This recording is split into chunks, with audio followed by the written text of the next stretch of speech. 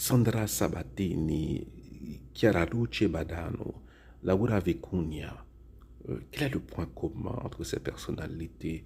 Bonjour, je fais cette vidéo en tant que philosophe catholique. Bon, oui, ce sont des femmes. Oui, c'est bon. Alors, Laura Vicuña, c'était une enfant. Bon, elle meurt à 12 ans. Et alors, elles sont mortes biologiquement, mais bon, elles sont plus vivantes que nous, puisque, bon, ce sont des saintes. Hein. Voilà. Bon, et, euh, et Chiara Luce, Chiara Luce Badano et Sandra Battini sont béatifiés, mais bon c'est pratiquement la même chose, hein, parce que bon, pour être saint, c'est deux miracles, béatifié, c'est un miracle, voilà, euh, mais, euh, mais c'est, alors, quelle leçon à retenir? Alors, la première leçon à retenir, c'est que les saints meurent comme tout le monde. Hein, voilà. C'est que ce ne sont pas des illuminés, genre, voilà, qui meurent comme ça paisiblement dans leur lit ou qui meurent de manière tragique, hein, comme Saint Oscar Romero. Hein, voilà, par exemple, Sandra Sabatini, elle s'est fait faucher par une voiture. Hein, après s'être fiancée, voilà, quelques jours auparavant, et elle meurt, donc elle se fait faucher par une voiture et elle tombe dans le coma, elle meurt quelques jours plus tard.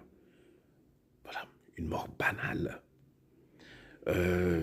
Caraduce Badano, voilà, elle aimait jouer au tennis, hein, et elle ressent une douleur à l'épaule après une partie de tennis et voilà, on voit qu'elle souffre d'un cancer des os. Elle meurt à 19 ans. Voilà. Et ça, c'est la seconde chose à retenir, c'est que c'était des gens normaux. C'était pas des illuminés, hein. Voilà, bon, elles aimaient jouer au tennis, voilà.